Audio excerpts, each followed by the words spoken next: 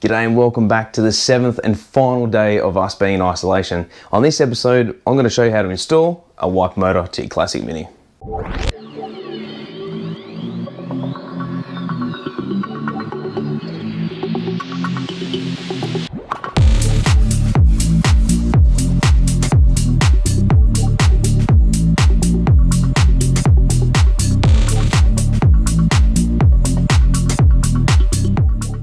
Now you're probably wondering, why am I fitting a wiper motor to my car when there's already one in there?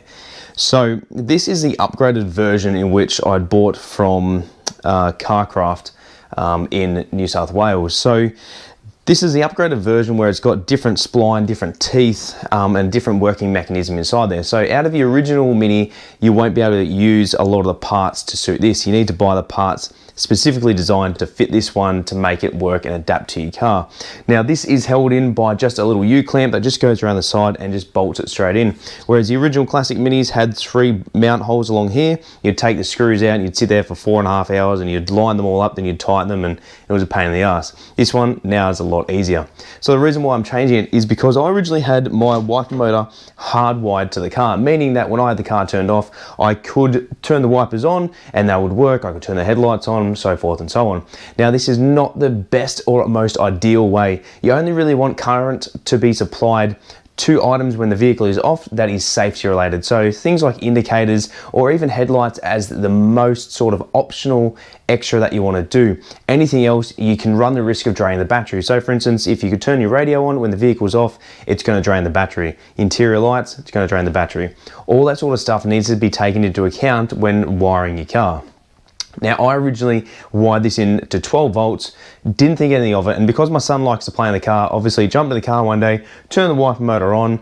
The wiper motor got jammed because the arms touched the bonnet with these gas struts and then caused it to stop. Over time, it just started to heat up, started to melt the rubber ring that holds the U-bolt down to the wiper motor. So therefore, it wasn't until hours later that I came to the shed and thought, what the hell is that? Looking around, and I touched the wiper motor, burnt my bloody hand, realized that it burnt out. Now the speeds are all backwards. When you turn it on fast, it barely moves. When you turn it on slow, it just moves enough. So the only way I can really rectify it is to replace the motor. So let's jump into it and I'll show you how to do it. Alright, so because I've already upgraded mine to this style, it is quite simple. So what we need to do is remove these 4 screws here to start off with, and then once we've taken that off, we can then do the 4 screws on top of there. We can remove the cable that comes inside here, loosen off the nut, that will then come off.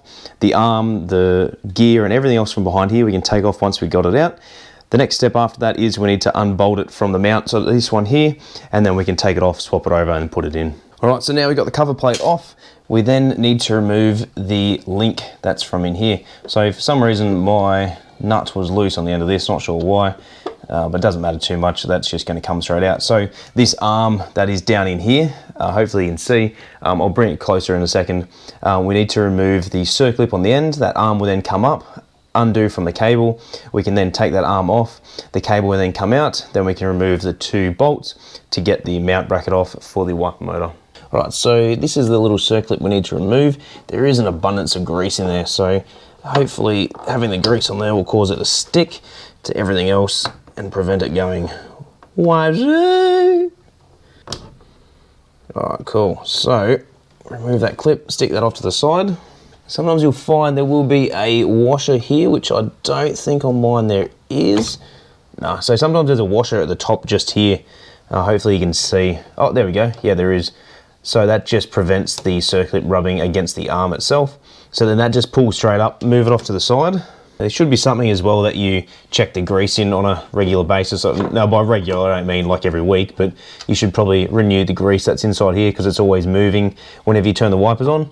All right, cool. So now that is loose, we can then go and remove the 2 securing bolts. So this one here, and there's another one down under there. All right, so in my case, I've got 2 7/16 bolts on either side, and then a nut as well on the inside. So might just be able to cheat and undo it and let the nut fall inside. If not, I'll just have to stick my hand in there and do it. All right, so both bolts are now out. We can then remove the brackets. Terrific. And then the wiper motor will come straight off. I did have some tape down below as well, just to help us take up the insulation of it. All right, so next thing we need to be careful of is the wiring. Now, for whatever reason, years ago when I made this modification, I cut the old harness. Stupid me, shouldn't have, because the original plug would fit this one here as well. So I've got a couple of wires here, so I just got to make sure that we denote which way it goes. So the completely red wire goes to the top, the green one with the blue open terminal goes in the middle, and then the green wire with the red terminal goes down towards the bottom. So I'll just show you a picture of the connector down there. All right, let's take it over the workbench. Let's get this swapped over. All right, so to swap all these insides, it is quite easy. There is another washer below here, so we need to take that one off. We set that off to the side. Now, on the back of the wiper motor itself, it'll have a circlip. So grab yourself a pair of circlip pliers, remove that, then that entire shaft will come straight out. All right, so just be careful when removing it, put it off to the side so it's nice and safe. Now, it'll also have a couple of washers down behind here as well. So there is a convex washer and there is a flat washer, so make sure they go back on in the right order. Flip it back over, and then the gearing will just pull straight out. Now, this is a particular gearing, as I was saying before, that you need to suit this wiper motor. If you try and use the original one, it won't work. So this one is, I think from memory, 110 degrees. Doesn't say. I thought it said the amount of teeth. Maybe that was the original one. So now that we've got the old one out, let's swap it over with a new one. So it should be down around there. Awesome. So we're going to flip it over. Going to grab our two washers. Sit those down on there.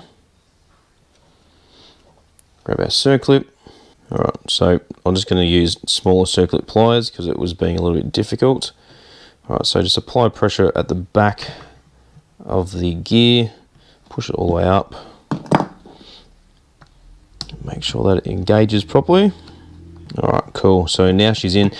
Like I've said before, a really good way to know that a circlip is all the way in is to release the pressure on it and then just turn it. If you can turn it side to side or even circular motions, you know that you have engaged it properly. If it doesn't move, then you know that it needs to be refitted correctly. I'm just going to squeeze those tabs together just to apply a little bit more pressure. There we are. Cool. So that's in. That's not going anywhere. All right, flip it back over. We now are able to refit it inside the car. So don't forget your little washer there as well. That'll slide directly down on there. Let's fit it back in the car and make sure she's operational.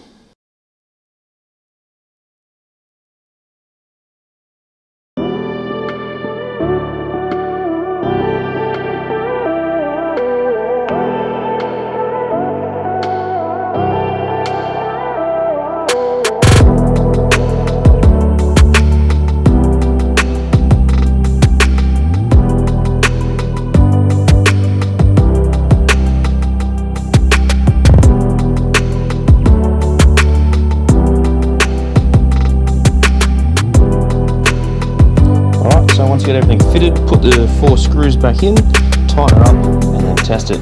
Now, you did just see that I did misalign the gear with the cable itself. So what I had to do there was flick the ignition on and off a couple of times just to get it to work. Once I then got it into the right position, I was then able to fit it correctly. All right, grab a socket and then just tighten them up. I think I'm using a 9/32 or a 30 tooth or whatever the heck you call it in imperial measurements to tighten these bolts up. Now just remember that these are very small screws, so you only just need to nip it up.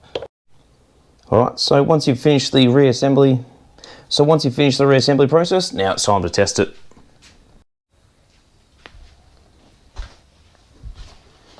Alright, moment of truth.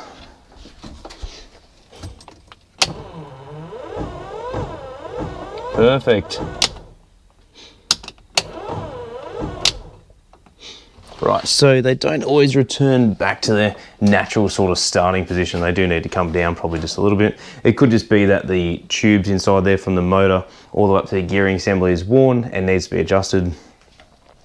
So that's it, guys. That is how you replace a wiper motor on your classic Mini. Thank goodness tomorrow I'm back to work, because that COVID test I took this morning and it came back negative.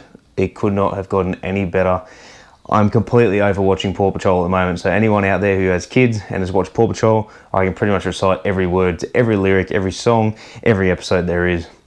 So that's it. Stay tuned, guys, and COVID safe. There is a heap of stuff coming up on the Classic Mini that we're going to be doing in the future. So we'll see you right there on Tomo's Tune-Ups. All right, before I go, once again, a quick little sneak peek of what we got coming up. So with the MED timing case, it does have a breather pipe just down here, which we need to run probably up to the top here. Also, I've got a bit of heater pipe we're going to be replacing, because we're going to be adding in a electronic water pump. We probably need to redo the timing as well now that we've had everything apart, especially with the rocker gear. We need to bleed the cooling system, which will come after we fit the water pump along here. We need to get the interior done, so I need to finish off fitting the blower motor switch, get that operational. Once that's all good, we're pretty much ready to get going on this road trip we got coming up. So if I haven't already uploaded it, you will see it in the link in the description. If not, stay tuned and we'll see you right then on Tomo's Tune-Ups.